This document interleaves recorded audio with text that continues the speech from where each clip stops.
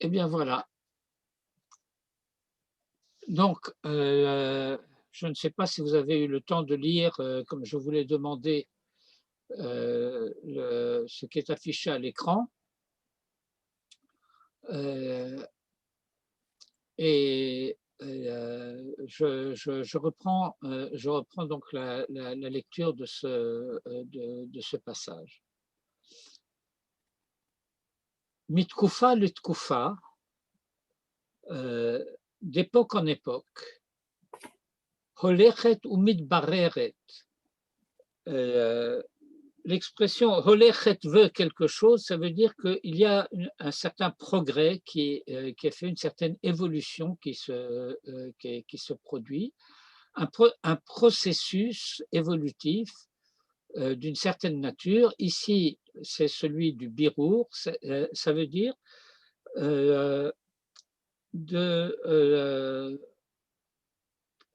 la clarification, parce que quand on dit en hébreu que quelque chose est barour, on veut dire que c'est clair, mais en réalité, bien que ce soit vrai que barour, ça veut dire clair, ça n'a pas exactement les mêmes connotations en hébreu qu'en français.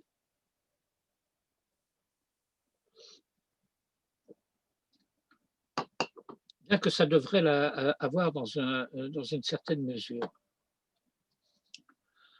Vous avez une des melachot du Shabbat, donc un des interdits du Shabbat, qui est l'interdit de borer.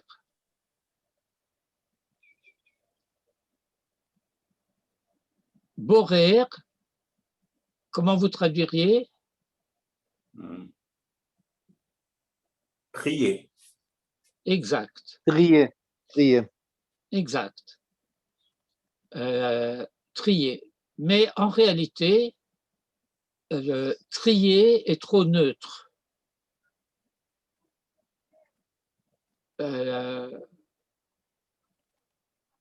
En français, trier, le sens dans lequel se fait le tri est indifférent.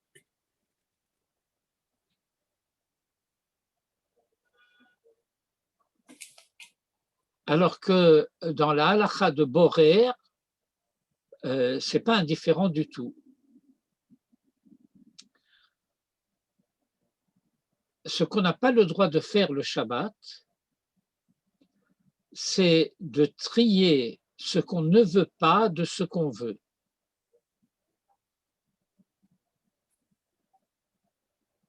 Par exemple, j'ai du riz au petit pois dans mon assiette.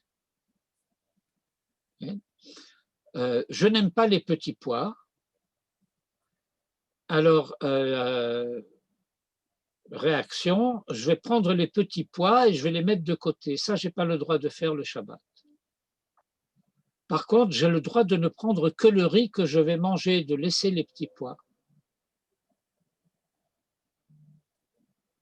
Donc, dans la melacha de Borer, qui est interdite le Shabbat, eh bien, je n'ai pas le droit de mettre à part le négatif du positif. J'ai le droit de prendre le positif et de laisser le négatif. Est-ce que vous percevez la différence? Oui. Oui. Eh bien, quand je dis mitkufa litkufa, holechet ou mitbareret hata'arovet shel emunat hayichud hatohora im hachashake hahakshama, eh bien, c'est d'un birour de ce genre-là qu'il s'agit. Il y a un mélange, ta'arovet. Et cet ta'arovet, eh bien, c'est le fait que se trouve mélangé ce que le Rav appelle emunat hayichud hatohora.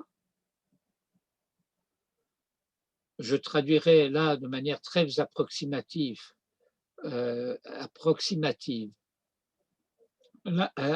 foi monothéiste pure.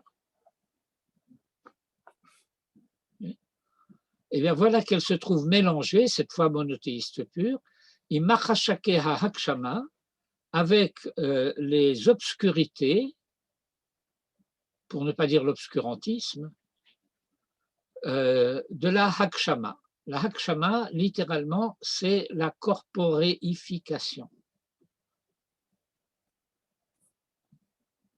Et pourquoi la corporéification? Ben, c'est parce que vous avez des expressions prétendument anthropologiques dans la Bible. Anthropomorphique. Ouais, anthropomorphique, oui. La main de Dieu, les yeux de Dieu, les oreilles de Dieu, Dieu est debout, Dieu est assis, enfin toutes sortes de tournures et de phrases de ce genre, qui en elles-mêmes ne le sont pas, mais qui peuvent induire des obscurités. Et voilà que de temps à autre, périodiquement, eh bien, il y a une purification, une clarification qui s'opère entre ces données de la foi pure et les obscurités de la corporification.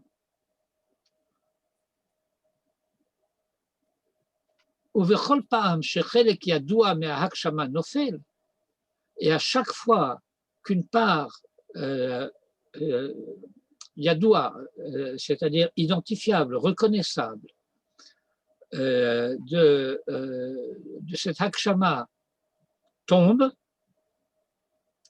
c'est-à-dire se trouve rejeté, nidme que ilu ha'emuna nofelet. Alors, il semblerait que ce soit la foi qui se perd. Parce que voilà que quelque chose en quoi on avait foi est rejeté. Et donc, on rejette la foi. Le drame de la purification des données de la foi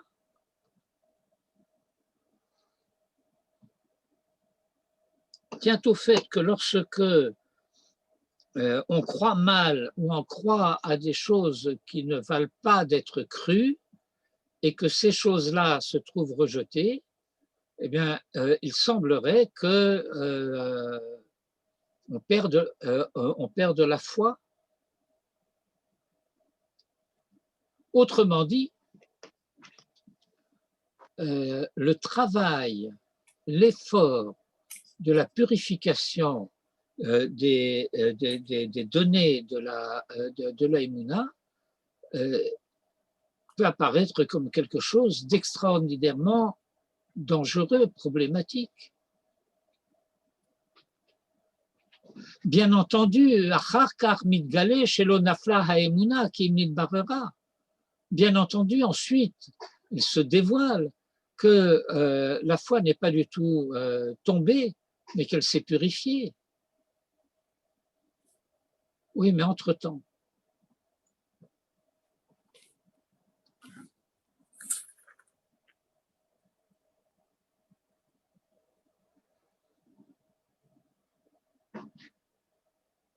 On dirait que l'angle de la Kfira n'est attaqué que sous l'angle de l'anthropomorphisme, justement. Mais il peut Non, ici, revêtir bien d'autres aspects. non, mais il est illustratif. Il est illustratif. Et encore une fois, il est illustratif parce que je dirais que c'est d'une certaine manière Emblématique. l'angle principal sur lequel la Kfira a prise. C'est-à-dire que dans une discussion préalable, nous avions eu un échange à propos de questions concernant les avis et les opinions. Alors, bien entendu, le Kofer, il peut avoir un avis ou une opinion sur quelque chose, mais il n'a pas sur quoi la fonder. C'est-à-dire que lorsque, par exemple, M. Gordin disait après la guerre, que l'athée moderne n'est pas quelqu'un qui ne croit pas en Dieu, parce que de notre temps, celui qui croit en Dieu ou celui qui ne croit pas en Dieu, ni l'un ni l'autre ne sait ce qu'il dit.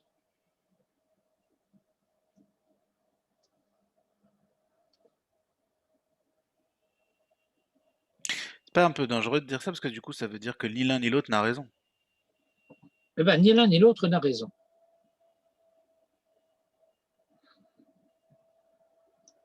Je vous rappelle cette histoire de Rav Reinkin, qui était le Rosh Yeshiva d'Aix-les-Bains que je vous ai déjà raconté, mais qui est importante de s'en souvenir, et vous pouvez prendre des notes de telle manière de pouvoir la ressortir. C'est fait.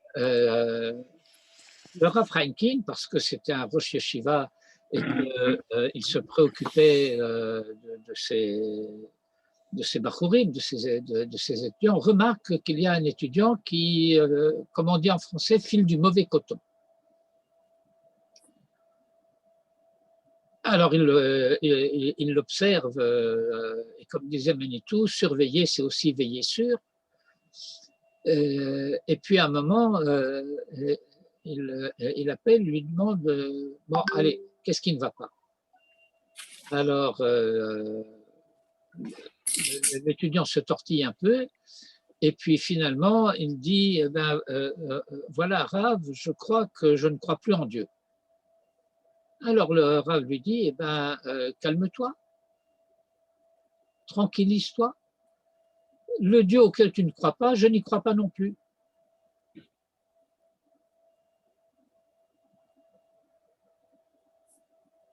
C'est ça dont nous parlons là, que le Shaïmouna nous fait.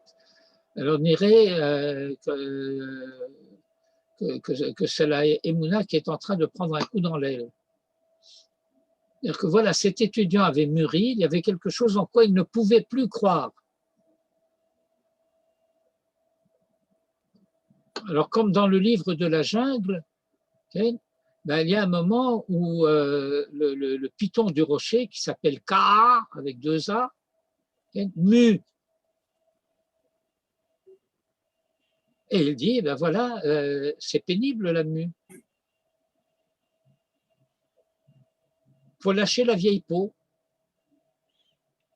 Ça ne va pas de soi. C'est pas simple. On est attaché à sa peau.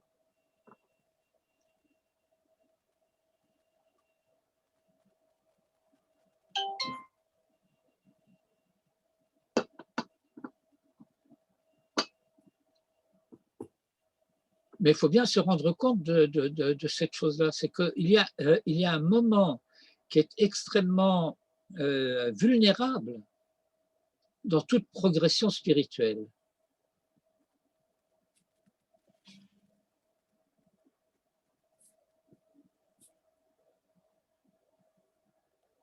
Savoir. Eh bien, à savoir que lorsque comme le Rav vient de le dire ici, notre émouna se formulait pour nous d'une certaine manière. Et puis mon élève, là, mon étudiant de la yeshiva d'Aix-les-Bains, il était arrivé à un stade où son ancienne manière de croire ne lui convenait plus, et il n'était pas encore parvenu à une nouvelle manière de croire.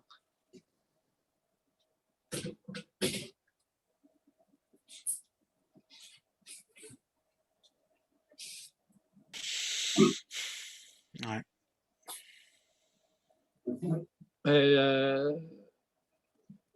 Je me demande, enfin, c'est une certaine manière de me demander qui est une manière un petit peu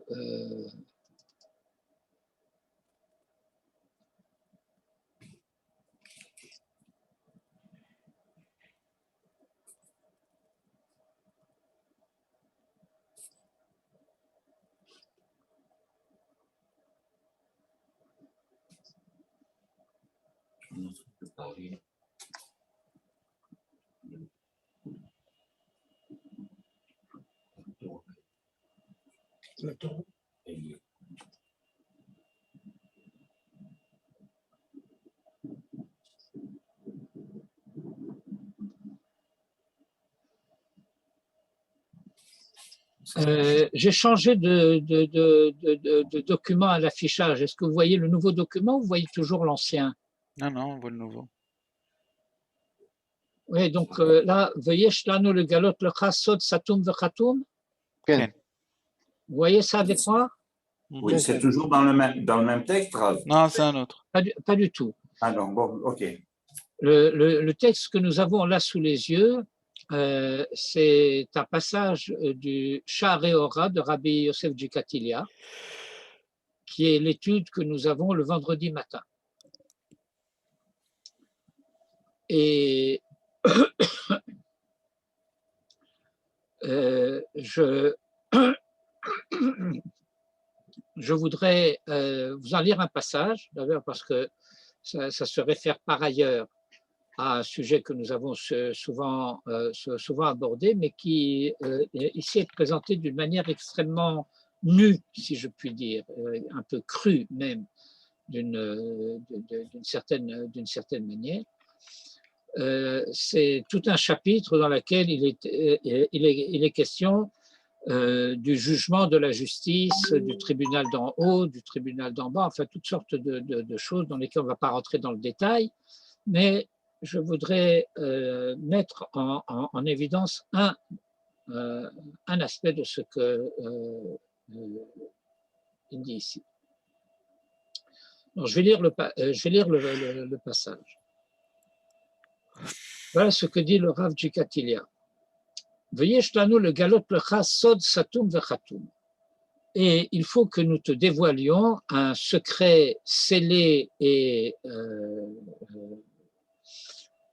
hermétique. Oui, comment dirais-je, hermétique. Amra HaTorah, la Torah a dit, il y a un verset de la Torah qui dit Elohim lo tekalel. C'est Shemot 22-27.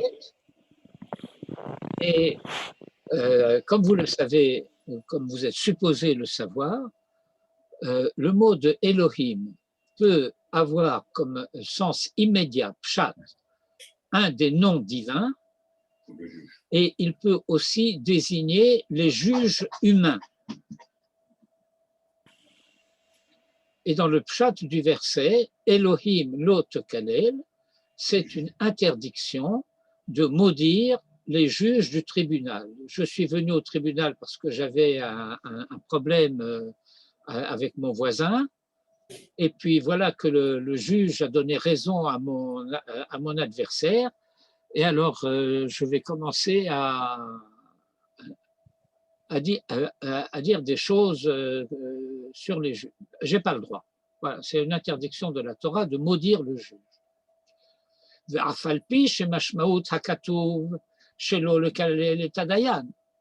Et bien que le sens du verset concerne la malédiction du juge humain, im kolze, néanmoins, inyan acher ramazbo, la Torah fait ici simultanément allusion à quelque chose d'autre. Vehu, et de quoi s'agit-il de ce quelque chose d'autre? She'im yavo al ha'adam maka o nega o machala o mita o chisaron. Voilà que dans la vie de tous les jours, dans la vie de chacun, eh bien, peuvent se produire des malheurs. Maka, nega, machala, mita, chisaron. Il faut que je traduise ces mots ou c'est pas la peine? Non. Non, non. Lo ya'iz panav klapé bedin shel mala, que l'homme ne se croit pas, comment dire, qu'il ne se croit pas permis de se conduire avec effronterie. Lo ya'iz panav klapé bedin shel mala, ce bedin shel mala, hanikra Elohim, qui est appelé aussi Elohim, shehu makom hamishpat ha'amiti, qui est le lieu du jugement véridique. Suivez bien ici. C'est plus le juge. Comment? Ça n'est plus le juge, c'est le tribunal maintenant. Il ne s'agit plus des juges humains, mais du tribunal divin. Al Yedaber Na'atzot Vecherufim, et qu'il ne profère pas des insultes et des blasphèmes qui consisteraient à dire quoi? L'Omar, en disant Elohim dan kolze le ma'ala. C'est Dieu qui a décidé de tout cela en haut. Ve'alpiv ba'u elai elu atzarot. Et c'est par lui, par sa décision, que me sont arrivés tous ces malheurs. Alors que vous voyez de quelle manière le Rav formule les choses. Qu'il n'ose pas se prononcer avec effronterie, de manière éhontée, en disant c'est Dieu qui a décidé, c'est à cause de lui que ça m'arrive. Alors que vous avez précisément des gens qui croient que cela va relever de la piété de dire c'est Dieu qui a décidé, il faut que j'accepte ce qui m'arrive avec soumission.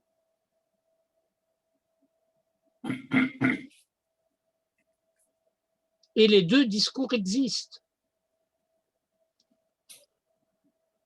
Vous allez trouver le discours de celui qui dit, le moraliste, celui qui dit, eh bien, l'homme doit accepter avec humilité ce qui lui arrive et se rendre compte que rien de mal ne vient d'en haut et que tout ce qui lui arrive, c'est pour son bien et que par conséquent, il faut qu'il examine sa conduite, qu'il fasse le chouva. Bon, et c'est pas faux. Et puis voilà, en même temps qu'un auteur, un enseignant très classique, Rabbi Yosef Jikatilia, qui est un élève de Rabbeinu Yona. Vous connaissez Rabbeinu Yona? Rabbeinu Yona, qui est un disciple de Nachmanide. Et les ouvrages de Rabbi Yosef Jikatilia, qui sont des ouvrages qui appartiennent à la mouvance de la Kabbalah espagnole, et qui est un des livres fondamentaux, élémentaires, mon cher Watson, de l'enseignement de la Kabbalah. Comme auraient pu dire certains dans une certaine forme de littérature, la Kabbalah pour les nuls. Un livre pour débutants de bon niveau. Quand on dit pour débutants de bon niveau, ça veut dire un livre pour débutants sérieux. J'ai une petite question par rapport à la compréhension du texte lui-même. Ça n'existe pas. Il fait le rapprochement avec Elohim Lotekalel dans la mesure où il s'agit de mal parler du juge. Oui. C'est-à-dire qu'il a fait ce jugement et je ne suis pas d'accord avec le jugement et donc je vais dire c'est un mauvais juge. Mais quand on en arrive à dire que ce qui m'est arrivé, c'est parce que Dieu l'a décrété, en soi, ce n'est pas dire justement du mal, puisque si je l'accepte avec humilité, je suis juste en train de peut-être faire une erreur quant à l'origine de ce qui m'arrive, mais pas de mal parler du juge qui l'aurait décidé.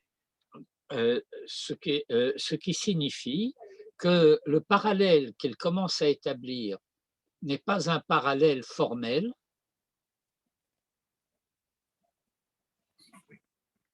mais dans un parallèle formel, il aurait dû dire qu'il ne se permette pas de s'élever contre les décisions divines qui lui ont infligé pour son bien tel et tel châtiment. Or, ce n'est pas du tout ça que le Rav dit. Le Rav, il dit, il n'a pas le droit de dire, ça a été décidé en haut, c'est à cause de lui que ça m'arrive. Voilà ce que Mais le Rav. est-ce qu'on ne peut pas aussi peut-être même pousser un peu plus loin et dire que dire ça, c'est mal parler du juge là-haut? Eh bien, c'est bien ce qu'il dit. Ah, c'est ce qu'il dit, d'accord. C'est bien ce qu'il dit. C'est ce que dit Lo yaris panav klapé bedin shel ma'ala, qu'ils ne se permettent pas de dire avec effronterie. Effronterie est un mot faible, c'est Insolence. insolence. En quoi consisterait l'insolence? C'est le fait de dire mais c'est de sa faute. Oui, sauf que lui ne l'a pas formulé de la manière un peu brutale dont je le formule moi. Il a dit tout cela, ça a été décidé là-haut. Non, mais s'il dit pas c'est de sa faute, s'il dit Gamzoul et Voilà. Tova. Encore une fois, il dit Al Yedaber Naatzot Lechirufim, qu'il ne prononce pas des insultes et des blasphèmes en disant Elohim dan kolze le mala. Dieu a jugé de tout cela là-haut, vers Alpiv, Baou Elai, Elo Atzarot. Et c'est à cause de lui, c'est par sa décision que me sont arrivés tous ces malheurs. C'est ça qu'il dit. Oui, mais est-ce qu'on pourrait, excusez-moi d'insister, mais est-ce qu'on pourrait pas dire que, vu la tournure dont il a dit ça, puisqu'il n'a pas abondé dans le sens habituel du Gamzoul et Tova, est-ce qu'on pourrait pas dire que justement l'effronterie, l'insolence consisterait à dire c'est à cause de lui et non pas si on avait dit par exemple c'est lui qui a décidé, mais Gamzoul et Tova à ce moment-là, ça serait pas de l'effronterie. Bon, alors, j'entends bien ce que vous dites. Moi, ce que je veux faire remarquer simplement, c'est que compte tenu du contexte et de la manière dont les choses sont formulées. J'ai le choix, moi, de changer. Comment? Excuse-moi, j'ai toujours la possibilité de faire changer la décision, non? La question c'est de savoir s'il y a décision ou pas. La question ici n'est pas de savoir si ma conduite peut influer, ce n'est pas de ça qu'il s'agit. Le passage dans lequel nous sommes a pris une halakha qui dit Elohim lotokalem. Nous sommes dans un passage, dans un chapitre où le Rav va étudier ce qu'on pourrait appeler d'une certaine manière les homonymies du nom Elohim, en disant eh ben, ce nom peut désigner plusieurs instances. Elles peuvent désigner le tribunal d'en haut, tribunal d'en bas, tribunal humain. Bon, peu importe, je ne rentre pas dans les détails, ce n'est pas notre sujet. Mais voilà que, chemin faisant, on dit, ben voilà, il y a et il présente cela comme un secret fermé et scellé et hermétique, hein, que le verset a dit Elohim lotokalel. Bon, ça, c'est pas hermétique, c'est pas un secret, tu n'as pas le droit de maudire le juge. Bon, il dit, et bien qu'il s'agisse du juge humain, hein, eh bien, il y a quand même, de manière allusive, quelque chose d'autre, à savoir que tu dois apprendre de cela que tu n'as pas le droit de proférer des insultes et des insolences à l'égard du tribunal d'en haut, qui est aussi appelé Elohim, et qui est le lieu du jugement véridique, du jugement vrai, du jugement de vérité. Et voilà la phrase Ve'al yodaber na'atzot ve'cherufim, et qu'il ne profère pas des insultes et des blasphèmes, l'Omar disant Elohim dan kolze le mala, Dieu a jugé de tout cela là-haut, Ve'alpiv baou elai elu atzarot, et c'est par lui que me sont venus tous ces malheurs. C'est ça que je mets de côté, là, enfin que je mets en exergue, si vous voulez, du point de vue de notre sujet. C'est-à-dire que il y a des attitudes de piété qui peuvent avoir des contenus erronés. La piété en tant que telle est une piété de bonne aloi, mais voilà qu'elle se trompe d'objet d'une certaine manière. ou pour le dire d'une manière un petit peu, comment dire, simpliste, c'est pas comme ça que ça marche.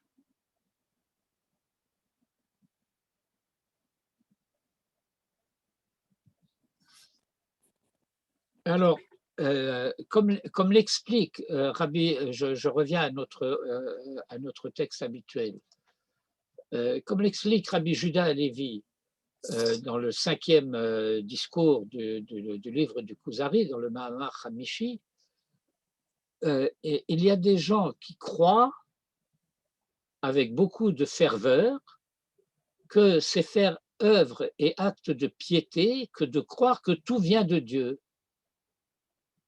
alors que ce n'est pas le cas. Mais voilà que quelqu'un qui se dirait mais tout ne vient pas de lui, son monde s'écroule. Voilà qu'un pan de Emouna va s'écrouler. Pourquoi? Parce qu'on va découvrir que tout ne vient pas de lui. Tout n'est pas l'expression de sa volonté de manière directe et immédiate. Je vais illustrer cela par un enseignement de Manitou à propos d'un verset de Jérémie. Vous savez que Jérémie était lui-même Cohen, et dans le livre de Jérémie, nous lisons le verset suivant, je le cite de mémoire de manière un petit peu approximative,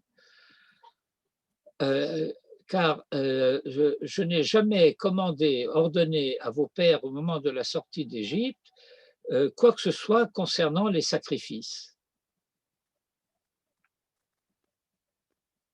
On se dit, mais voilà, la critique biblique, elle a à quoi s'accrocher. Ah ouais. Les prophètes contredisent l'Écriture. Parce que dans l'Écriture, il y a écrit à la sortie d'Égypte, tu feras tel sacrifice et tu feras tel sacrifice. Et donc, c'est la preuve que les prophètes ne croyaient pas que ces livres, ces passages étaient révélés et qu'ils étaient d'origine divine. Puisque voilà que le prophète dit, je n'ai jamais prescrit à vos parents, à la sortie d'Égypte, de m'apporter des sacrifices. C'est dangereux, les prophètes. Il faudrait censurer.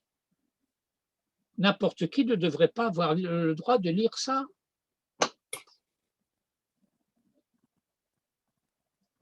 Comment est-ce que le prophète Jérémie peut venir dire « Je n'ai jamais demandé à vos pères à la sortie d'Égypte d'apporter des sacrifices.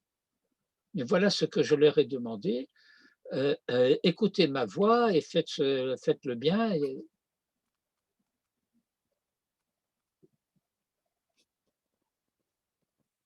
Voilà comment Manitou explique. Je n'ai jamais commandé à vos pères à la sortie d'Égypte de faire des fautes de telle sorte de devoir apporter des sacrifices d'expiation. Ce que je leur ai dit, c'est faites le bien. Cela dit, si vous faites des fautes, alors il faut apporter un sacrifice d'expiation. Mais il ne faut pas se dire, il faut faire des sacrifices d'expiation, donc il faut faire des fautes. Non, mais l'idée même de la sortie d'Égypte à l'origine, c'était pour aller faire un sacrifice et à la base revenir après. Ce n'est pas notre sujet. Non, d'accord, mais c'est lié. Ce n'est pas vrai. Ce n'est pas vrai. Parce que ça, déjà, c'est une interprétation. C'est parce que dans notre manière de lire, vouer un culte à Dieu, c'est lui faire un sacrifice, qu'on comprend que lorsque le texte dit « Navod Elokeinu », que ça veut dire on va lui faire un sacrifice. Ok. Mais ça, ce n'est pas du tout une évidence. Mhm, mhm. Bon, mais c'est un autre sujet. Ah, d'accord. Et également le fait qu'on reviendra après, ça reste à… comment il disait l'autre présentateur télévision là, qui est mort depuis, ça se discute. Ça se discute, ouais. Et alors? Comment? Et alors, Rav, donc par voie de conséquence, si on suit le Rav Gikatilia, les choses ne viennent pas d'en haut. Non, c'est Pas systématiquement, pas Pas jamais non systématiquement. plus. voilà, voilà, il va citer ensuite Job en disant, parce que ça peut te conduire à l'attitude de la femme de Job qui va lui dire, et après tout ce qui t'arrive, tu Continue à croire. considères, maudit Dieu et meurs. Alors Job lui répond, on accepterait le bien de sa part et pas le mal. Non, mais alors, est-ce que le bien, il vient de Dieu?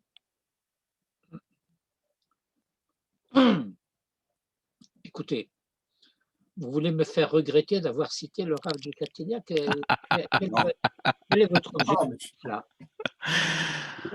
Ah, mais c'est un sujet, c'est la boîte de Pandore. c'est terrible. C'est terrible comme sujet. Le sujet est simple. Le sujet est extrêmement simple. Il y a des domaines qui appartiennent à une certaine manière de croire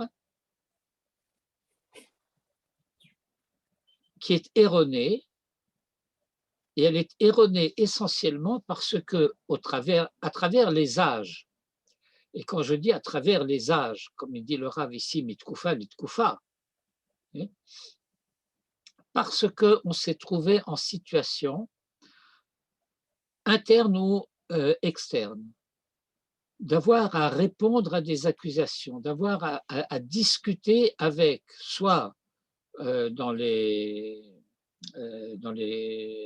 débats théologiques, dans les controverses qui nous étaient imposées, ou des fois les rabbins étaient invités à défendre le judaïsme dans des débats publics. Et pour pouvoir le faire, il fallait entendre les arguments qui nous étaient opposés, et à force de les entendre, vous savez comment ça marche,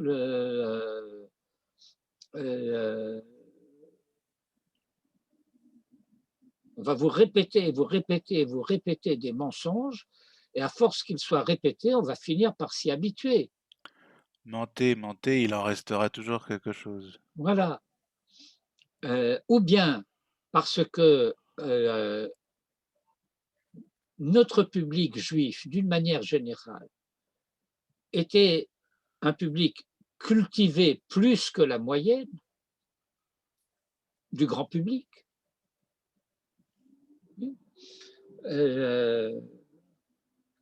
J'ai participé il y a quelques années à la traduction d'un livre d'une historienne israélienne qui a fait une étude socio-historique des bibliothèques juives, des particuliers juifs au Moyen-Âge.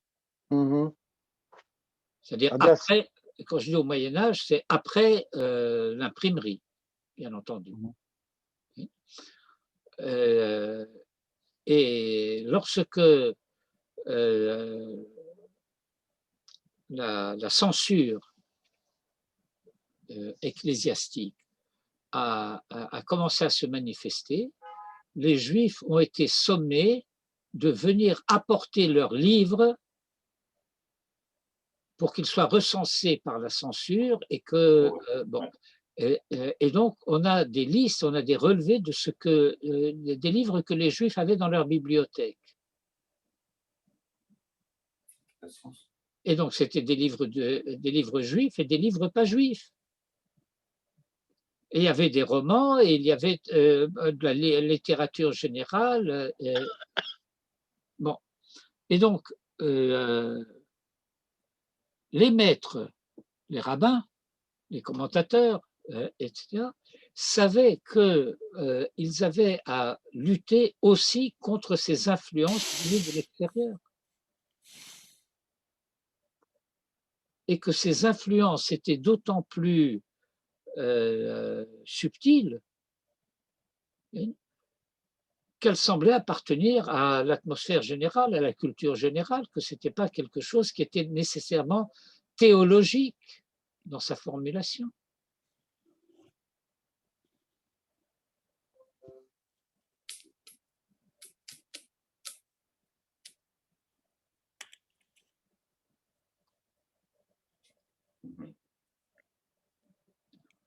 Je pourrais donner des illustrations et des exemples, mais je ne veux pas m'écarter du sujet.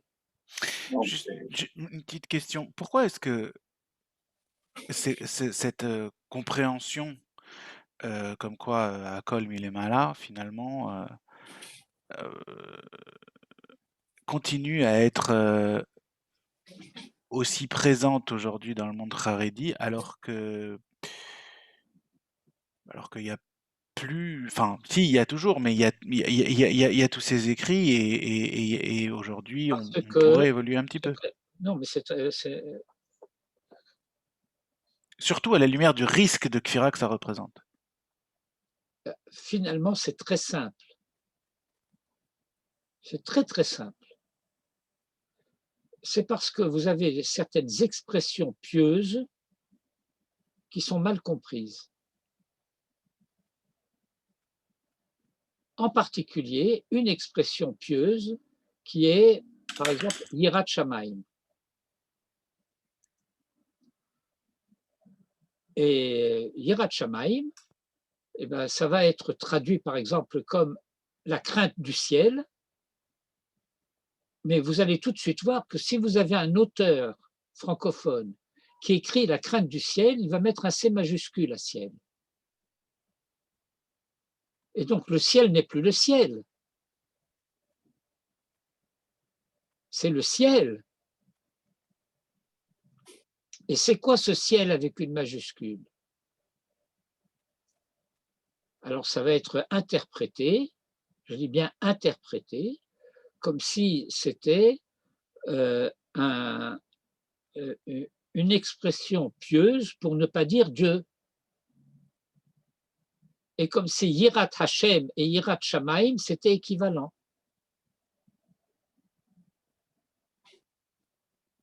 Et si c'est équivalent, alors une expression comme Hakol min Hashamayim, que tout vient du ciel, ça va être traduit comme signifiant tout vient de Dieu.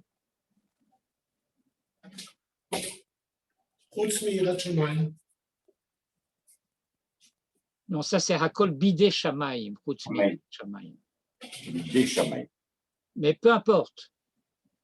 Non, mais l'autre expression, elle existe aussi.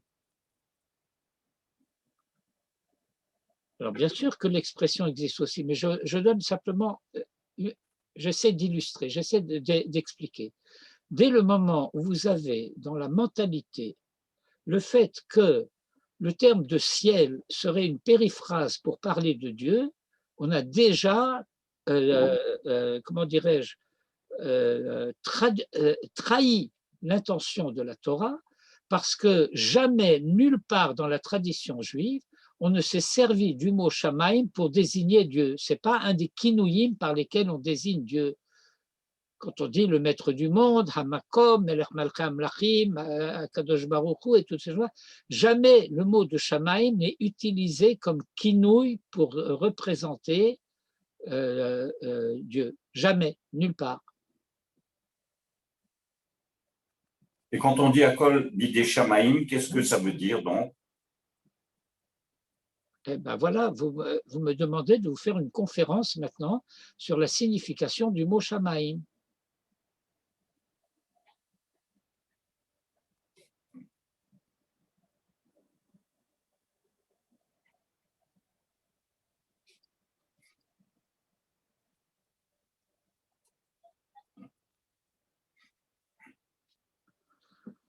Bon. Moi, j'avoue que j'accroche beaucoup à cette idée que vous avez développée aujourd'hui. J'ai beaucoup de soucis avec ça. Pourquoi? Parce que… Moi, j'ai développé une idée aujourd'hui. Oui, l'idée du Rav Gikatilia. Moi, je n'ai rien développé du tout. Je vous ai lu un texte traditionnel Alors, dont, par exemple, le Rav Chaim Vital, dans son introduction au Etz Chaim, dit « Méfie-toi de tous les livres, sauf, voilà ce que tu peux lire. » Charles ouais. Gora du Rav Dukatilia. Ah bon. Non, parce que quand vous êtes dans une synagogue de nos jours, vous vous sentez mal. Et alors, vous avez l'impression d'être un coffre. Ben voilà, c'est de ça qu'on parle. Et quelqu'un, un jour, qui m'est très proche, très proche, m'a dit, j'ai l'impression qu'il y a un problème avec Tzipita la Yeshua, parce qu'on me parlait d'un Messie auquel je ne croyais pas trop. Et voilà. Alors, j'ai dit non, mais aussi, j'ai pas voulu trop parler. Mais effectivement, Encore une fois, je cherche malgré tout à être assez clair dans mes blasphèmes là. Bon, je le dis et je le répète, le texte est bien entendu difficile, il demande réflexion, circonspection oui. et précaution. Mais voilà, il y a des formules de langue qui vont induire des manières de penser. Ces manières de penser vont entre autres être influencées par la manière dont la culture environnante utilise ces mêmes motifs. Parce que lorsque vous avez un proverbe comme « Aide-toi, le ciel t'aidera », vous connaissez ça? Oui. Bon, eh bien, on a quelque chose de très analogue dans la pensée talmudique. Siata d'Ishmaïa. Ah oui. Ah oui, bien sûr. Ah, bravo. Et alors, lorsque… J'ai rien fait, moi. Ah, mais non, justement, si Ata d'Ishmaïa, tu fais et que ensuite. Siata Siata d'Ishmaïa, littéralement traduit de l'araméen, c'est l'aide du ciel. Oui. Mais moi, je suis pour rien là-dedans. Bah si, parce qu'il peut pas t'aider si tu fais rien. Il t'aide à quoi faire sinon? Bah, réussir tout seul. Ben non, ça s'appelle Non, pas de l'aide, ça c'est Non, le non, faire non, à ta place. laissez le fait de savoir si vous avez fait ou si vous n'avez pas fait. Vous avez l'expression l'aide du ciel. Une réponse ashkénaze. Comment? Non. Non, Siata d'Ishmaïa, c'est aussi chez les Sfaradim. Ça, c'est pas.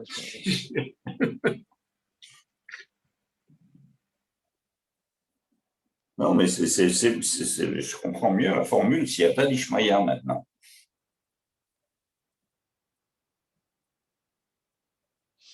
Alors, lorsque on étudie un peu ces sujets, ce que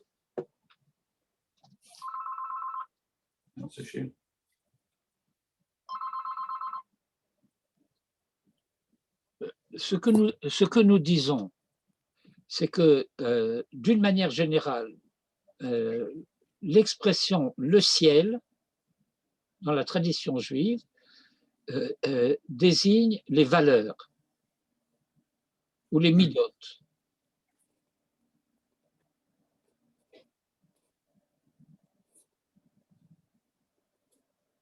Ça ne vise pas Dieu, ça ne désigne pas Dieu.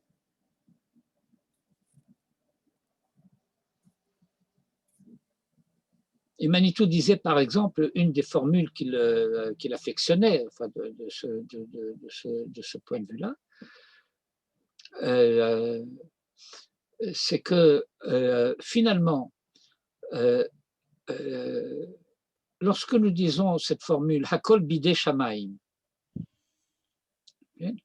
ça veut dire que les valeurs peuvent tout contre nous, parce que c'est par elles que nous sommes jugés. Non, je n'ai pas compris. C'est grave, je n'ai pas compris.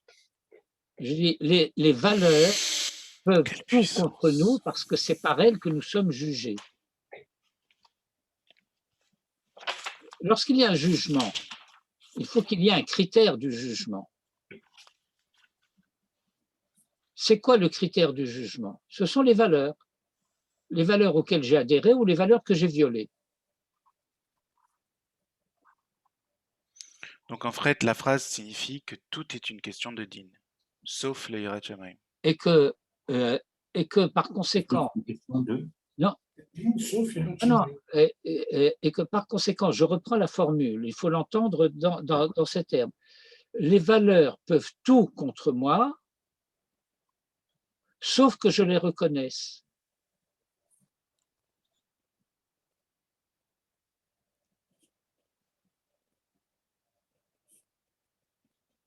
Qu'est-ce que ça veut dire? Non, j'ai le sentiment de ne pas avoir compris, Rav, excusez-moi.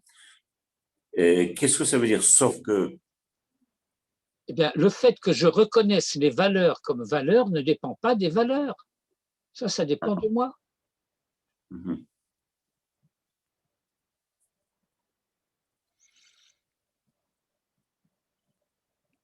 Le bien, le vrai, le beau, le juste, etc.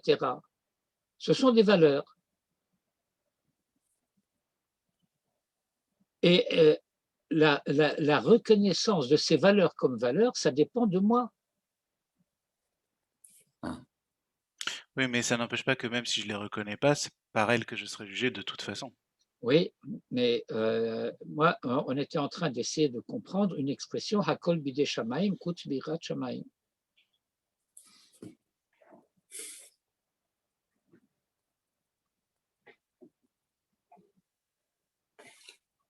Et alors, le fait que dans le Talmud, Excusez-moi, est-ce que cette histoire, la Chutz Mirat Shamayim, c'est pas la garantie de ma liberté de penser? Oui, ça c'est classique.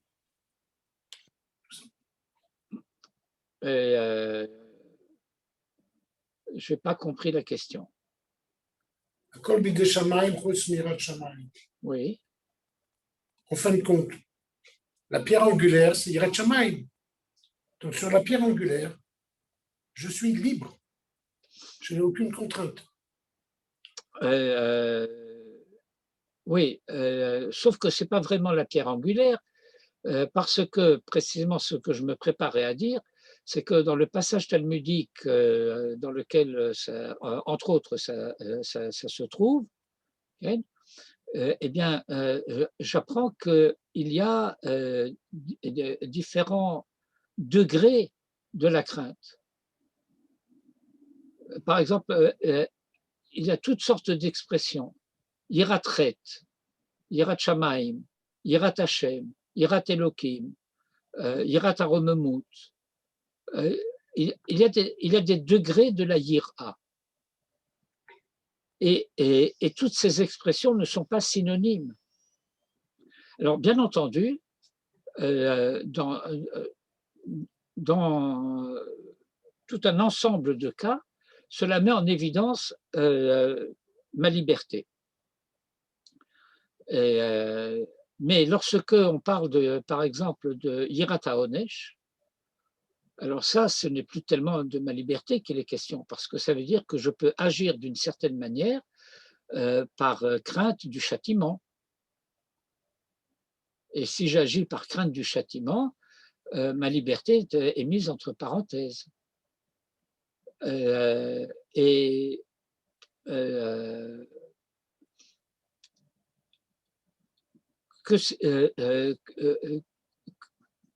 que signifie, bon, c'est un sujet pour lui-même, c'est une page de Talmud qu'il faut étudier, une expression comme yiratret.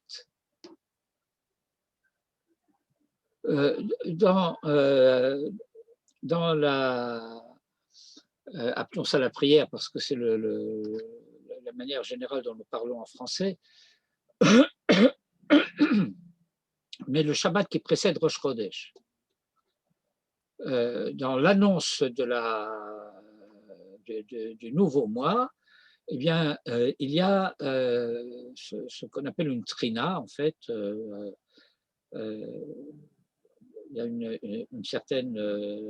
Supplication. Comment? Supplication. Oui, supplication, on peut dire ça comme ça, qui est fait. Et zut. Et dans laquelle on demande d'être préservé d'un certain nombre de choses comme il peut nous soit donné Yirat Shamaim et Yirat Chet, etc. Tout ce que je veux dire, c'est que aussi longtemps que on répète cette formule pieuse sans en comprendre vraiment la signification et la portée, eh bien, elles peuvent induire des interprétations fausses. Et ce que le Rav explique, c'est qu'à chaque fois qu'une interprétation fausse de ce genre va tomber, alors on va pouvoir avoir le sentiment que ha'emuna nofelet, que c'est la foi qui est remise en question. Alors qu'en réalité, c'est pas du tout la foi qui est remise en question. C'est le fait que la foi se trouve purifiée. La foi contenait des éléments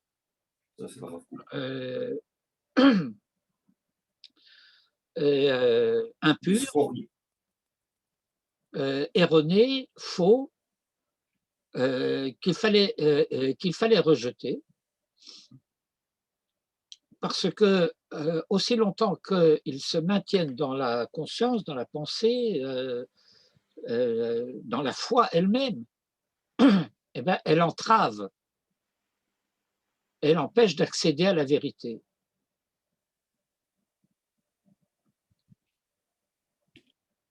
Alors, ce que le Rav dit un peu après, lorsque il dit ici, Bayamim ha'acharonim le shivat haruach ha'enoshi el sfirat ha'emuna ha'bara.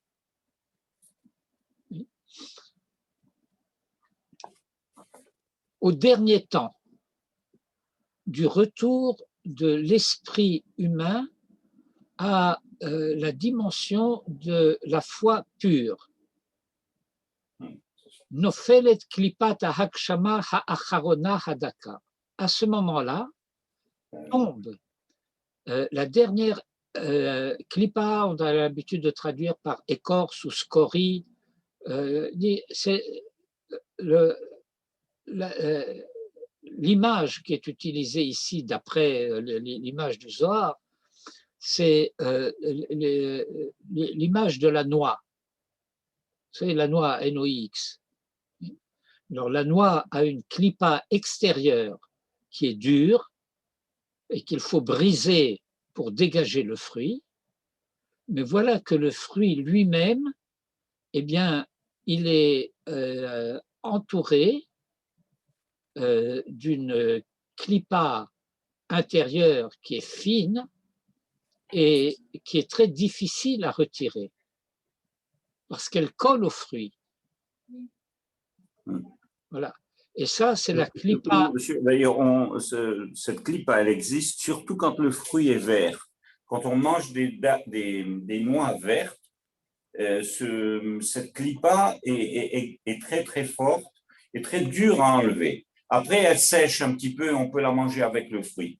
Oui, mais il y a une différence entre retirer la clipa et la manger. Ça, c'est un autre problème. C'est ça.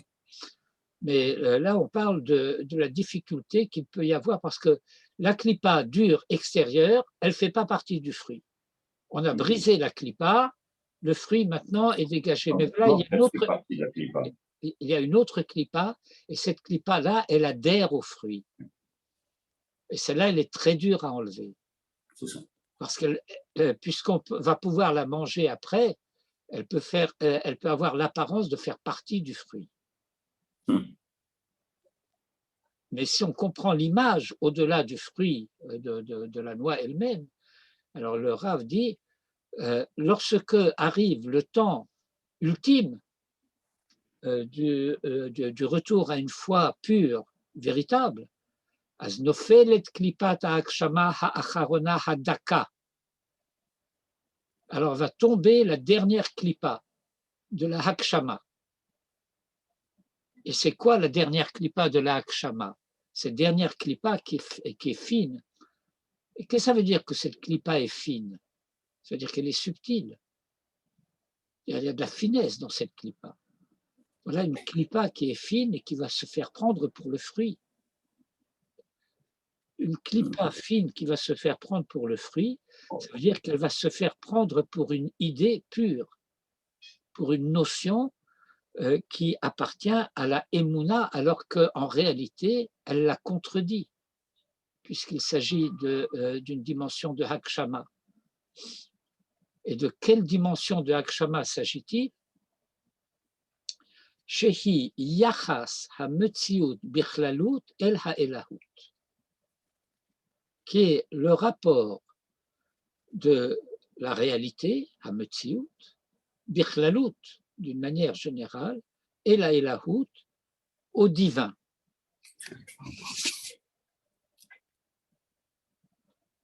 Bichlalut, En général, de manière générale. Dans son ensemble.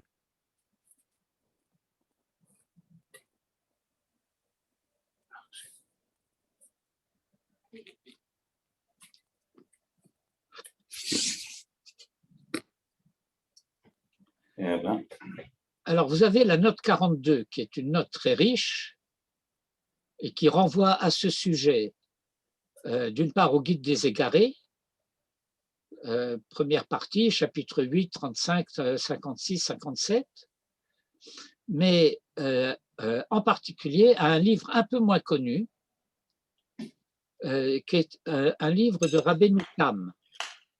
Rabbeinu Tam, c'est l'un des Tosafot, des Tosafistes, un des principaux Tosafistes d'ailleurs, de l'école de Rashi, et qui a commis un livre extrêmement important qui s'appelle Sefer HaYashar.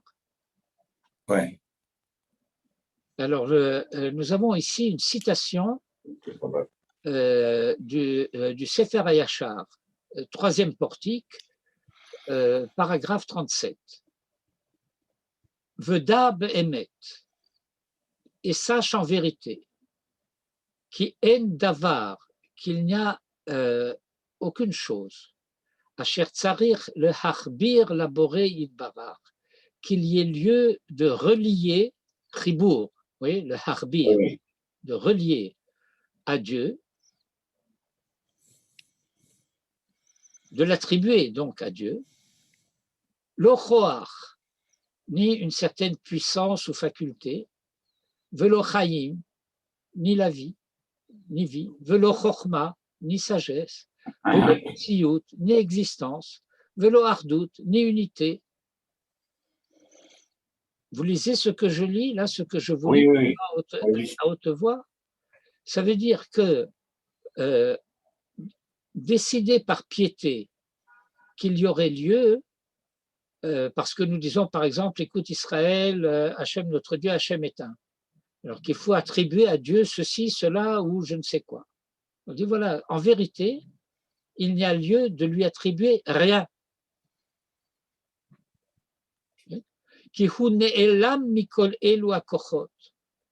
Car il est, je vais utiliser un terme un peu philosophico-théologique, car il est transcendant à toutes ces valeurs, à toutes ces puissances, à toutes ces facultés. Un instant, excusez-moi. Oui. Je crois que tu avais une idée dans le sang. Alors, je suis venue avec le tire-bouchon.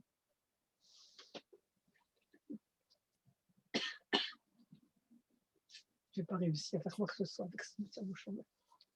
C'est lequel? Celui qui était dans le tiroir ou celui qui est sur la petite table du salon? Celui qui est dans le tiroir. Non, alors rapporte celui qui est dans le tiroir. Mais c'est le même. Bon, d'accord, que tu laisses que c'est le même principe. Ce n'est pas le même, il lui ressemble. Okay. Alors voilà, le fait que par piété, on aurait tendance à dire, mais oui, la sagesse, la vie, l'existence, l'unité. Et voilà qu'il nous dit, sache qu'en vérité, il n'y a rien qu'il y ait lieu d'attribuer à Dieu. Parce que ça voudrait dire qu'il s'agirait de quelque chose qui… Limité. Comment? Limité. Non, ce n'est pas seulement limité, ça veut dire qu'il s'agirait de choses qui nous sont connues comme des réalités ou des valeurs appartenant à notre monde, alors que lui, il est, si je puis dire, non, pas si je puis dire, si je puis traduire ce que le Rav dit ici, Hu ne'elam mikol elu hakochot, de comprendre que toutes ces choses-là que nous avons citées, eh bien, ce sont des valeurs, des réalités, des facultés, tout ce que vous voulez, qui appartiennent à la réalité de notre monde, alors que lui, il est transcendant à tout cela. Et il va rajouter encore va ayen sham sha'archet ot kufrafret.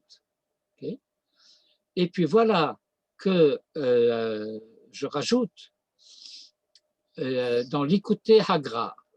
Bon, il y a un livre du Gaon de Vilna qui est son commentaire sur une des parties du Zohar qui est le Sifra d'Itzniuta. Et à la fin du Sifra d'Itzniuta, nous avons un certain nombre de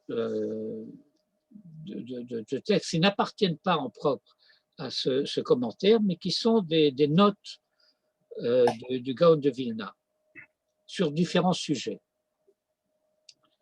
Et là-bas, il y a un paragraphe qui s'appelle Sod HaTzimtzum. Où nous lisons la chose suivante. Da ki en sof baruchu en l'archov bo klal uchlal. Sache que le en sof baruchu, il n'y a pas lieu de penser à son sujet quoi que ce soit. Et nous connaissons le mot, nous ne pouvons pas lui donner un contenu quel qu'il soit. Au-delà de la signification simple des mots en sof, que nous n'avons pas le droit de traduire par infini en français, parce que la notion d'infini en français renvoie à autre chose. Et voilà ce que le Gaon dit, qui assour le chanot bo, car il est interdit de lui attribuer à filu chovat hametziut, même l'existence nécessaire. Développer. Comment? Même l'existence nécessaire, c'est-à-dire même… Les philosophes disent que un des attributs de Dieu par rapport à la réalité du monde, c'est que le monde a une existence aléatoire, alors que lui serait l'existant nécessaire. C'est-à-dire que d'une certaine manière, on pourrait le traduire de la manière suivante dans le vocabulaire théologique. Le monde entier pourrait disparaître et lui subsisterait néanmoins, alors que si lui, Khalila, disparaissait, le monde disparaîtrait. C'est-à-dire qu'on ne peut pas concevoir le monde sans lui, alors qu'on peut le concevoir lui sans le monde. Dans le vocabulaire théologique, lui étant l'existant nécessaire. Parce que l'existence, ça c'est la preuve ontologique, en particulier chez ceux qui se préoccupent de prouver l'existence de Dieu, parce que la perfection divine implique l'existence. Alors le Gaon de Vilna nous dit tranquillement, on n'a même pas le droit de dire à propos du En Sof quoi que ce soit, pas même le fait qu'il existe nécessairement. Alors, le petit juif du ghetto dirait, mais pour qui tu te prends pour vouloir imposer à Dieu d'exister? Comme si son existence dépendait de toi, de ta décision. Pour qui tu te prends? Mais il faut comprendre les choses à la profondeur à laquelle c'est exprimé.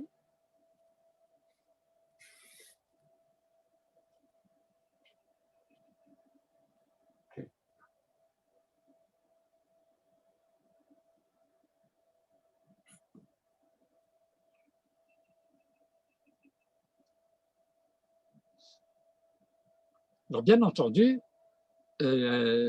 tous ces passages sont des passages qui ne sont pas destinés à la piété béate. Évidemment. Mais ça ne veut pas dire qu'il ne faut pas les prendre au sérieux.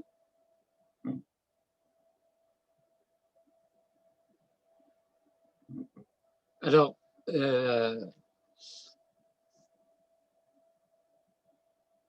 je continue le texte.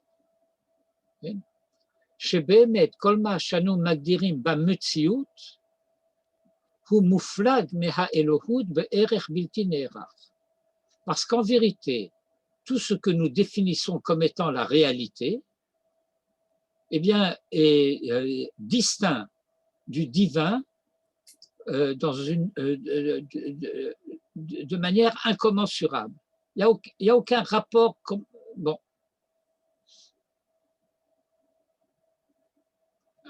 Alors, cela va se traduire. C'est la fin du passage. Que tzlaleha shel shlila zo domim hem lechfira. C'est-à-dire que c'est quoi tzlaleha? Les ombres. Shlila zo, de cette négation. Qu'est-ce que je viens de nier? Je viens de nier que l'on puisse parler du divin en termes d'existant.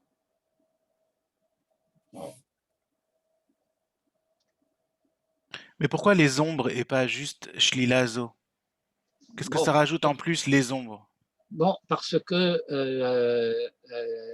c'est pas la Shlila en elle-même, mais c'est l'ombre projetée par cette Shlila. C'est ce qui peut s'entendre ou se déduire. La Shlila en elle-même, elle est vraie. Mais voilà qu'elle projette une ombre. L'exagération, c'est jeter le bébé avec l'eau du bain, quoi. Ou même des ombres. Ouais. Il y a des échos.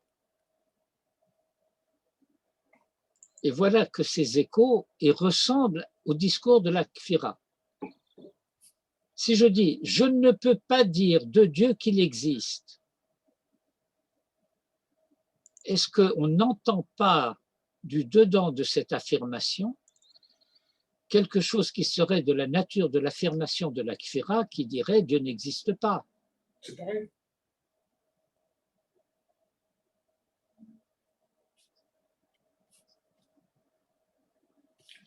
C'est pareil, c'est eux qui décident. Non, mais voilà, le Tzlalea shel shlila zo domim hem l'irfira. Ma shebe'emet hi המעלה היותר עליונה שבאמונה כשהיא מתבררת יפה, alors qu'il s'agit du niveau le plus élevé de la émouna lorsque elle se purifie de manière totale. ומתרגל הרוח להקשיב את קשב האמונה על פי המעשים ועל פי ההשפעות, הופעות ההוויה והופעת התורה והמוסר, הדעת שהאלוהות משפעת את המציאות וממילא היא למעלה מהמציאות. Voilà la phrase clé. Tout le passage intermédiaire, il faudra que vous le relisiez, je ne veux pas me lancer à sa traduction, mais voilà. Hada'at, avoir conscience du fait que le divin, Ha'elohut, Mashpa'at et Hametziut, produit la réalité, Et par conséquent, il va de soi, ou mimela, et donc il va de soi, qui le marla mehametziut, qu'elle est au-dessus de la réalité. Elle ne fait pas partie de la réalité qu'elle produit. Autrement dit, lorsque le discours de la foi, pour des raisons de piété, va se trouver prisonnier du discours de l'immanence, alors on perd de vue la dimension de la transcendance. Et lorsque, au nom de la transcendance, on va nier une certaine dimension d'immanence, eh bien on va pouvoir avoir le sentiment qu'on est en train de perdre la foi. C'est exactement ce que je ressens. Énorme. Est-ce que vous pourriez répéter lentement le temps que je note?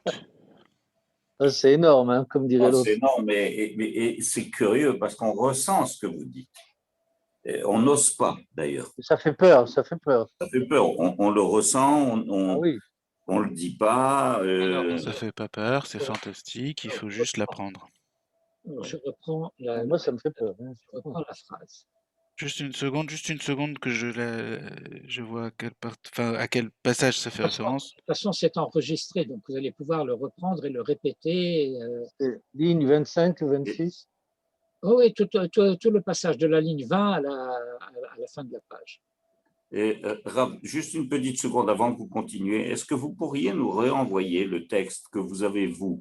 Parce que moi, j'ai un texte avec une pagination complètement différente.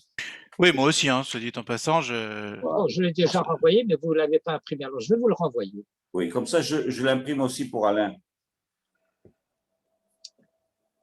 Allons-y. Reprenons l'idée, elle est trop importante. Voilà.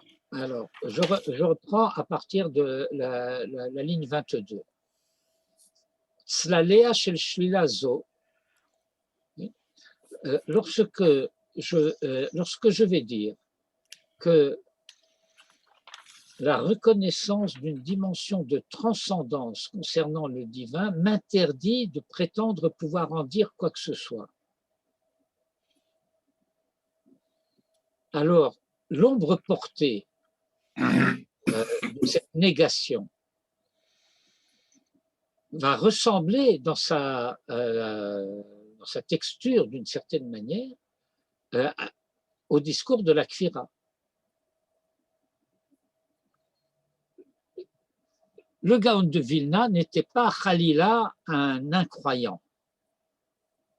Lorsqu'il dit on n'a rien le droit de dire du Ensof, pas même de vouloir lui attribuer l'obligation, la nécessité d'exister, de dire qu'il est l'existant nécessaire. Ça veut dire qu'on va s'interdire un discours théologique à propos du divin. Permettez-moi de faire une parenthèse.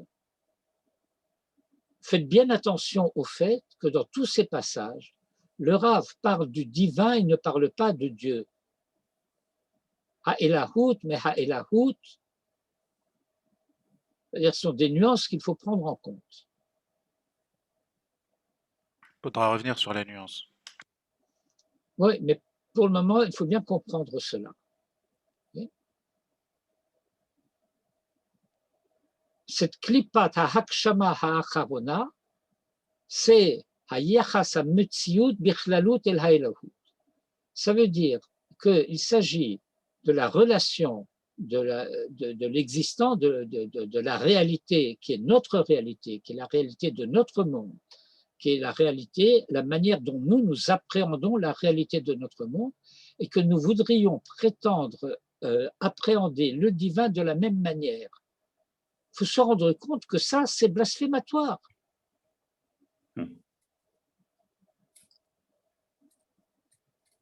Parce que, chez Béhémet, parce qu'en vérité, Kolma Shanu Magdirim Bametziut, tout ce à quoi nous attribuons cette définition d'existence, pour Mouflag Mehaelohut Be'erech Milti Ne'erar, est séparé, distinct du divin, d'une manière incommensurable. Il n'y a aucun rapport entre l'existant et le divin. Comment tu peux me dire qu'il n'y a aucun aucun rapport entre l'existence et le divin? Si Dieu a créé le monde, il y a un rapport. Dis oui, mais ça ne veut pas dire que tu te permets d'inclure le créateur dans le créé. suit ce passage extrêmement riche, extrêmement beau,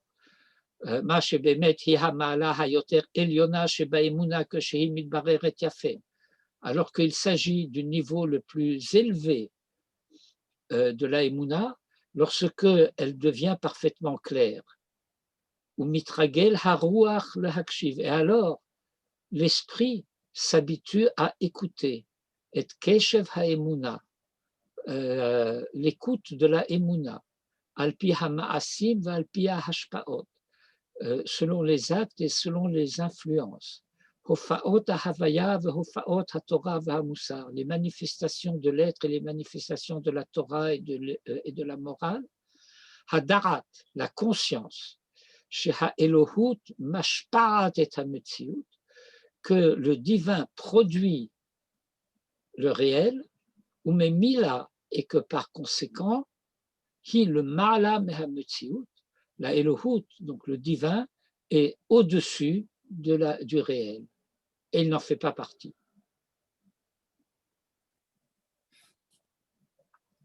Et à ce moment-là, Choser et akfira hadimionite, alors cette kfira dimionite, virtuelle, vous savez, la réalité virtuelle, vous avez entendu parler, ça s'appelle la metziut hadimionite. Et donc la kfira, elle peut aussi être virtuelle. Ce qu'on peut prendre pour de la kfira et qui n'en est pas. Hamittaheret, c'est un hitpael, ça veut dire qu'elle est en voie de purification, qui se purifie à mittaheret, mitumata, de son impureté, l'imerome ha-emuna ha-yoter tehora, et se mue dans la emuna la plus pure, la plus élevée, à la hauteur de la emuna la plus élevée.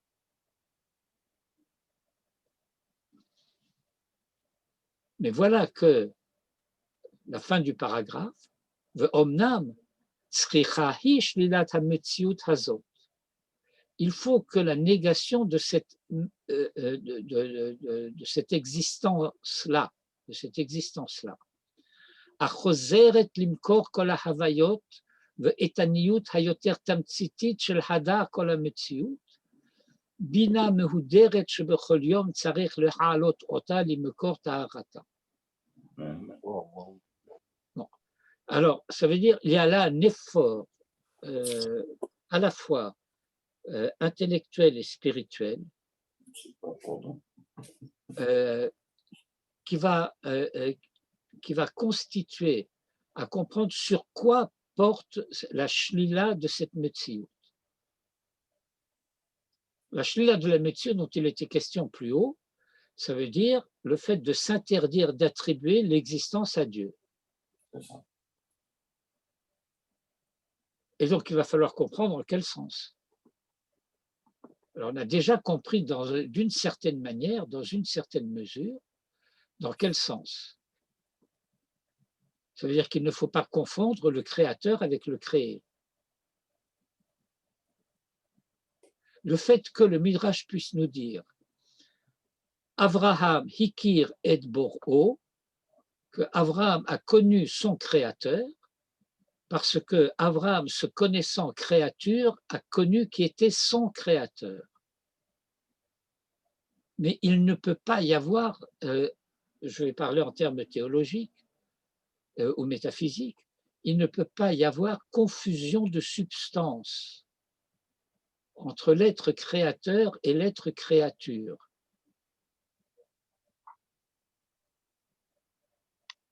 Est-ce qu'on n'est pas là en train d'aborder la notion de tzimtzum? Alors, la notion de tzimtzum est, comment dirais-je,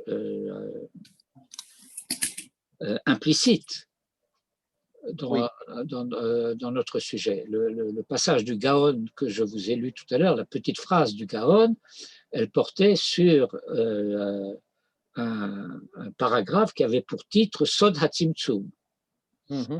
Bon, mais encore une fois, à notre niveau, dans le cadre du texte, au niveau où nous le lisons, eh bien, nous avons à comprendre cela, c'est qu'il existe un risque anthropomorphique, disons, puisqu'on a parlé de la Hakshama et de tout cela, et de tout ce que cela comporte.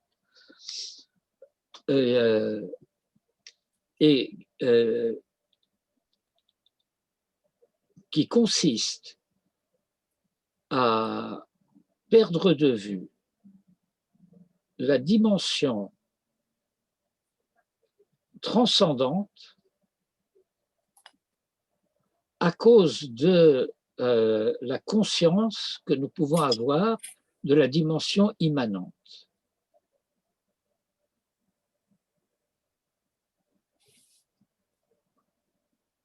Lorsque nous allons utiliser une expression qui demanderait à être expliquée en elle-même, mais que je vais utiliser telle qu'elle, Torah mina shamayim, et qui est l'expression dont nous nous servons pour désigner le fait de révélation. Le fait de dire que la Torah est révélée signifie que dans son essence, cette Torah est transcendante à notre monde. Elle vient d'ailleurs. Il y a donc un ailleurs du monde, d'où vient la Torah. Mais à partir du moment où elle est venue dans notre monde, cette Torah qui par essence est transcendante est devenue immanente, puisqu'elle a pénétré dans notre monde. Oui. Et nous allons avoir un verset qui va nous dire, dans le livre de Deutéronome, Lo b'shamayim hi, elle n'est pas au ciel que tu dises, qui montera pour nous au ciel pour nous la ramener d'en haut. Eh bien, c'est plus la peine, ça a été fait. Donc elle est plus transcendante? Mais ça veut dire que voilà, Elle perd de sa transcendance. nous avons affaire à une réalité qui est devenue immanente, mais qui est d'origine transcendante. Or, ce qui est d'origine transcendante ne perd pas son identité de transcendance par le fait qu'elle est devenue immanente. Mais cela veut dire que la Torah s'adresse à nous, qui sommes des êtres dans le monde, pour nous inviter à nous élever au-dessus du monde. Ça veut dire que la vocation de la Torah, en tant que Min Hashamayim, s'adressant à nous qui sommes sur terre, c'est de nous inviter à transcender le Olam Hazé pour parvenir à un Olam Haba.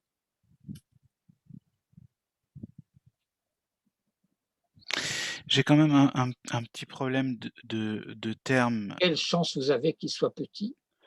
avec le problème Un problème, ben mon vieux. de l'immanence, parce que quand j'entends immanent, je le comprends dans le sens où la prophétie est transcendante et la prière est immanente, c'est-à-dire c'est le sens de la relation. Et par transcendance, c'est du haut vers le bas, pour faire simple, et pour l'immanence, c'est du bas vers le haut. Bon, alors ça, c'est votre interprétation personnelle. C'est ça. Alors d'accord. Bon, alors si c'est pas la bonne interprétation, c'est ça qu'il faut que vous m'aidiez à corriger, parce que quand on dit que la Torah elle est devenue immanente, ça me pose un problème du coup. Mais non, ça veut dire que je vais essayer de formuler cela de la manière suivante. Vous avez des débats extrêmement vifs entre des théologiens de différentes sectes chrétiennes et musulmanes par ailleurs, pour savoir à quel endroit précis du mont Sinaï se tenait Moïse quand il a reçu les tables de la loi.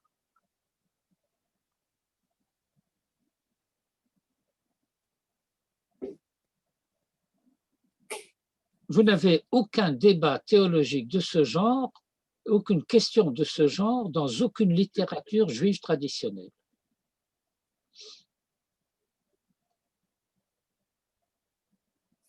Vous savez pourquoi? Il ne faut pas monter un café. Parce que la Torah nous a été donnée et nous l'avons. Mhm. Alors, qu'est-ce que ça peut faire si c'est sur cette pierre-là ou sur telle autre? Ça, c'est des questions qui intéressent ceux qui ne l'ont pas. Ok. Alors, ça veut dire que lorsque nous disons que la Torah, puisqu'elle a été révélée, elle se trouve maintenant présente dans notre monde, ça, c'est ça l'immanence.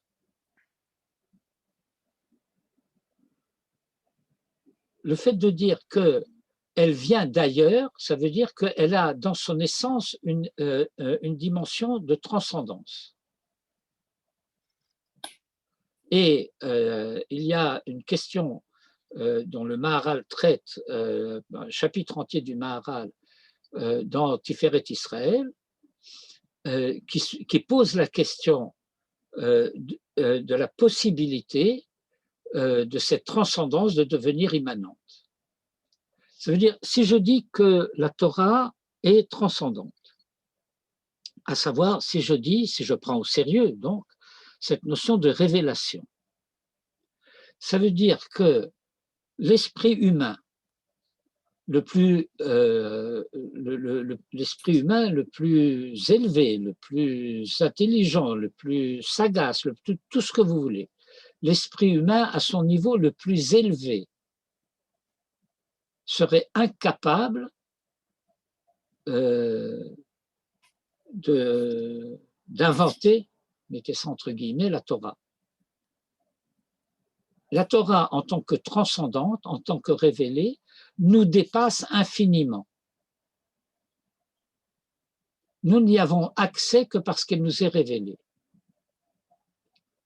Mais si nous n'y avons accès que parce qu'elle nous est révélée, comment peut-il se faire qu'une fois révélée, nous y ayons accès? Est-ce que vous comprenez la question? Oui. La manière dont fonctionne l'esprit humain, c'est par attendez, le terme, par assimilation de l'inconnu au connu.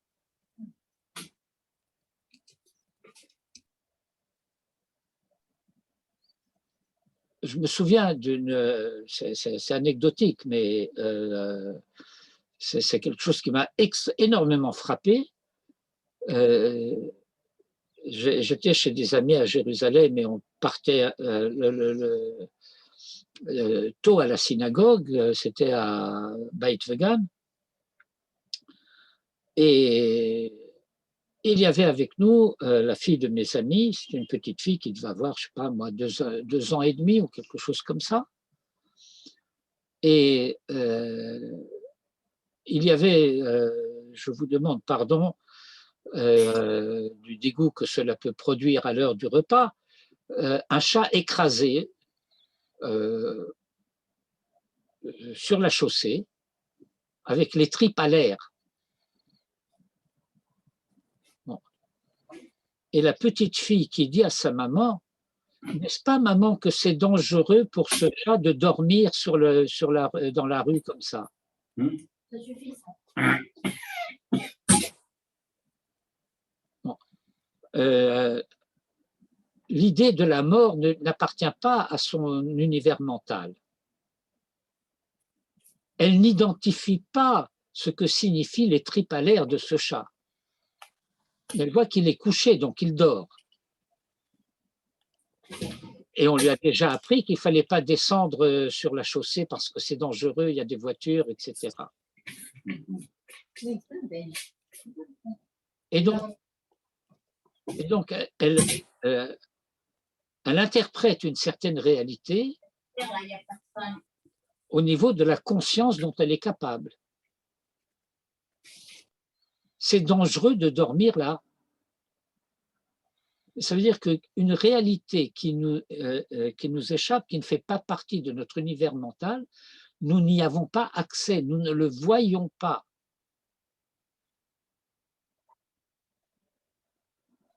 C'est exactement dans ce sens-là qu'on va nous dire dans certains textes que le tzaddik gamour est incapable de voir le mal. Il ne fait pas partie de son univers mental.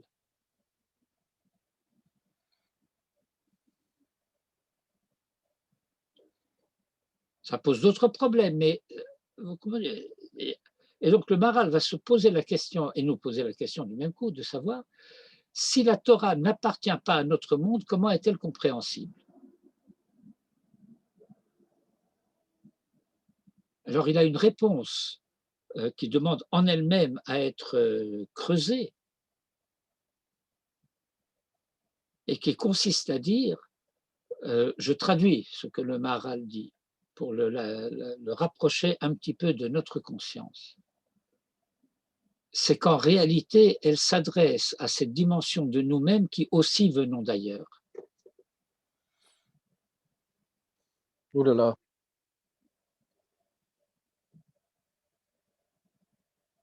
C'est-à-dire, nous avons une âme, nous avons une neshama. Et cette neshama, qui est transcendante à notre réalité corporelle, physique, matérielle, est néanmoins présente en nous.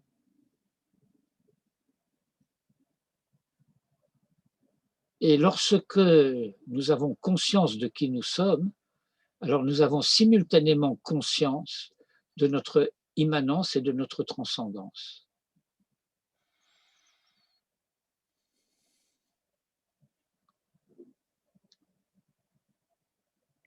Immanent par notre corps, transcendant par notre neshama. Et donc, selon cette explication-là, on n'aurait pas besoin de faire appel à l'intellect? Eh bien,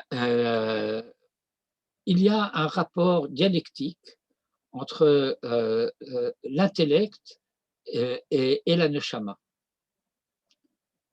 Je vais le dire en termes, c'est dommage que Jean-Charles soit parti à ce moment-là. Je vais le dire en termes un peu approximatifs parce que je ne dispose pas du vocabulaire adéquat.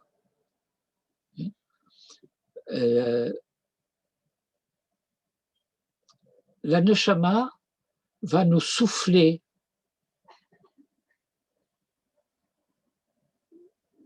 certaines choses et l'intellect va nous les expliquer. D'une manière liée au temps et à l'époque. D'une manière compréhensible à notre faculté rationnelle. À notre réalité du moment. Razak. Donc, nous avons un peu dépassé notre horaire habituel, mais ça valait le coup. Étant donné que d'une part nous avons commencé aussi un petit peu en retard, voilà. Donc,